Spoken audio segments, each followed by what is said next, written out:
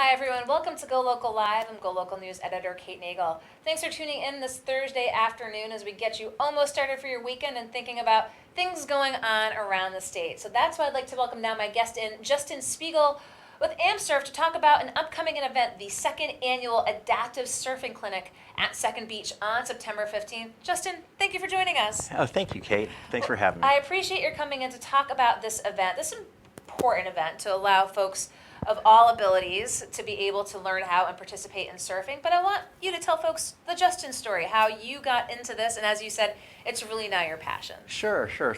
So I grew up in California, so I started surfing at a very early age, 10 years old, and then I ended up in the military and served. I was a pilot in the Marine Corps and then into the Air Force, and I served for about 27 years. As I was approaching the end of my career, I was starting to think, well, what do I do? I've got this military experience, and I love surfing. I've always, thought of myself as a surfer first, and my job in the military was just to pay the bills.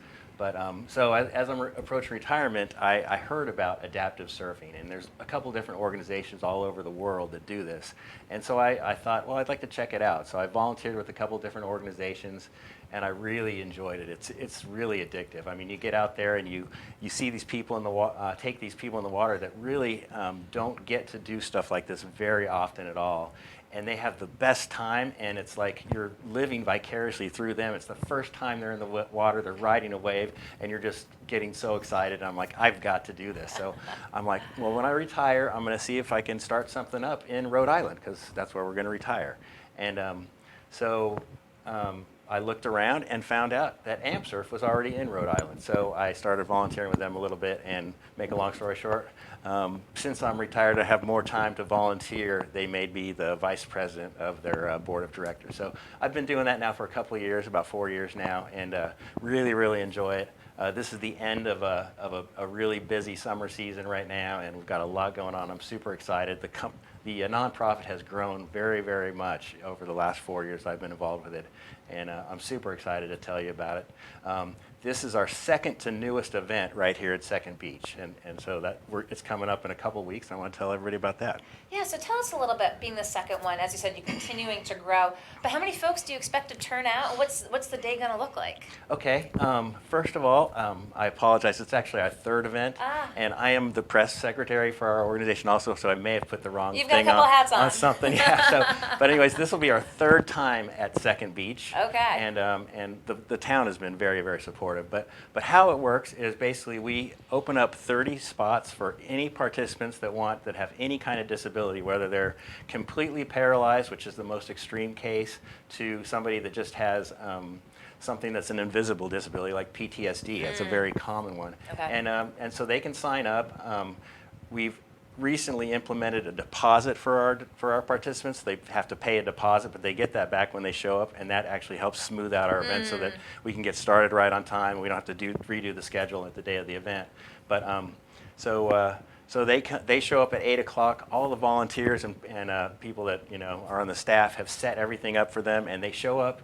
We welcome them. We get them into a wetsuit if they want to wear a wetsuit. We've got coffee and donuts from our sponsors. We have some great sponsors locally, and then we give them a safety briefing and a little dry land on the beach surf instruction, and then we pair them up with an instructor, and they basically go out for about a 15-minute surf session with an instructor and about 6 water helpers also helping out and to make sure that everything goes good. And then they surf for about 15 minutes. Then they come back on the beach. They take that same team takes out another surfer, and so the surfers rotate through about 3 times. So they get to surf 3 times and watch other people surf Get a for little 6 break, times. try it again. Yeah, and they learn while they're watching. They learn while they're out in the water, and of course, surfing is people imagine, standing up and riding a big wave. Adaptive surfing is just riding the wave any way you possibly can. Yeah. And people just, they do whatever they can, whatever feels good, and just going down the wave on the board, in the water, feeling that rush of adrenaline is really, really invigorating to them, and it's just an amazing experience. So I'm sure so much leads up to these big days for AmpSurf, as you said, expecting 30 folks potentially on the 15th there. What does the year-round calendar look like for AmpSurf, as you're working, as you said, with folks of all abilities? Yeah, well, Summer is our fun season. That's when we're at the beach doing this, and during the year we're basically doing stuff that nonprofits do, doing Yep. fundraising, making different connections with different businesses. One of the things that we did this year that I'm really excited about is we have gotten qualified to be in the combined federal campaign, which is the government employee and military charity rush, charity drive that they do at the end of, in November to December time frame. good. So we're going to be on that for the first time ever, so people can actually donate to AmpSurf through the combined federal campaign. So we're excited about that.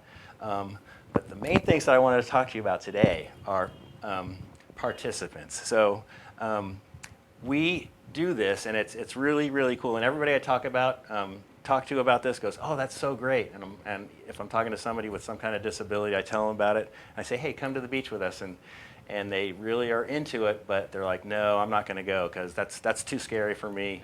And so we have a hard time getting new participants to come to the beach. So today, for our event coming up on the 14th, we have 13 people right now signed up, and we have over about 17 slots remaining right now for people to sign up. I would love it if people that live in Rhode Island locally here that have a disability that feel like this might be a little bit too scary for them, I want them just to say, I'm going to go just check it out. And you can go to the beach. You don't have to go in the water, but once you get there and you see people doing this, you're going to say, you know what, I can do this, and I'm going to go out there and have a great time. And you'll be hooked. This could be a life-changing event. People that surf with us look forward to our events all year long. They're like, I can't wait till the next one. And September is going to be our last one for the summer, so they're looking forward to June when we come back next year. Okay, so putting that appeal out there again, if you've got friends, family members, if you're watching yourself, we'll be sure to put those links to be able to contact Justin and AmpSurf if you want to participate in the upcoming event.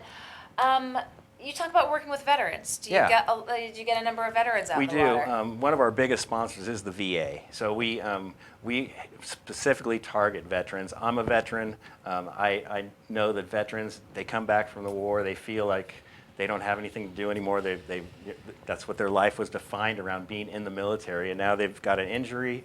They're no longer in the military, and surfing is a great way to kind of reculturize them into a new life, basically. And we take veterans surfing, and they get hooked, and all of a sudden they're no longer an ex-military guy with a disability. They're a surfer that's watching the surf reports, looking at surfboards, planning surf trips. It changes their life. I mean, it's the highest suicide rate of anybody right now, and AmpSurf, or adaptive surfing therapy, is really one of those great things that can be a big impact in their futures. So, as I said, we'll be able to provide those links after. Of course, you can just Google right now, but if you're watching after, we'll have those up as well.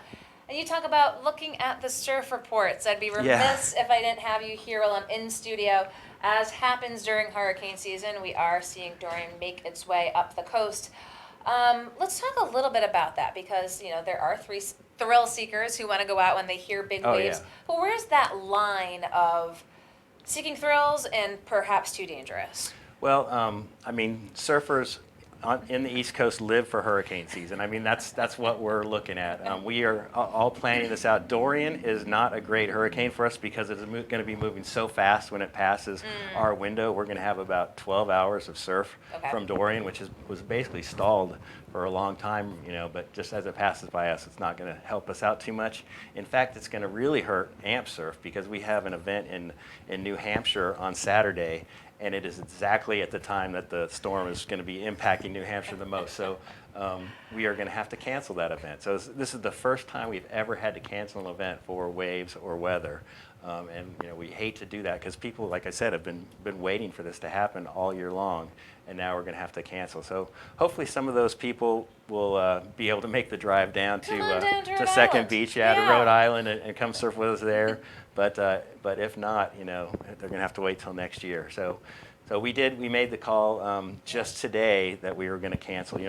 You can't make it too early because the hurricanes, they track it. They have different speeds, strengths, paths, and if any of that changes, it can completely change. So 2 years ago, we had Hurricane Jose was affecting our Middletown event, the first ever Second Beach event, and it was looking like it was going to be bad, and then turned around, it did another loop, and it gave us a little window to have the event, and we had great waves for it.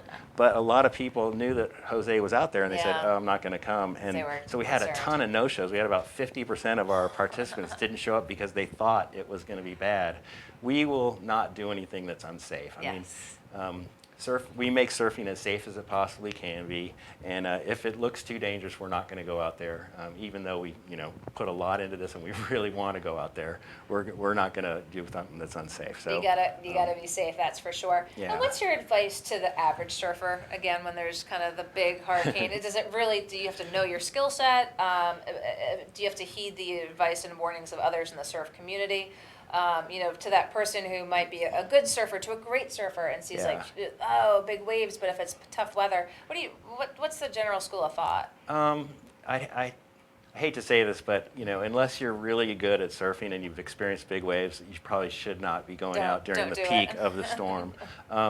That said, there's a lot of very, very good surfers in Rhode Island, and they will be out there on Saturday when it's going to be hitting here the hardest. Yeah. And they're going to get some great rides and everything. But You got to be really good. the people that aren't that good aren't going to be doing too well out there, Yeah. and they may get into a dangerous situation. Okay, so be safe, everyone. And if you're watching again, we'll provide more information for AmpSurf in the upcoming event here at Second Beach. So Justin Speegle, thank you for taking the time Thank you, Kate. to come all the way up here to Providence to let folks know more about AmpSurf and the event. And thank you for watching. Again, come back and check out the links when we are back and have it live on GoLocal. So that just wraps up another day here in downtown Providence. We'll be back tomorrow with more live. But of course, catch us on Facebook, find us on GoLocalProv.com throughout the evening, and we'll see you tomorrow. I'm GoLocal News Editor Kate Nagel.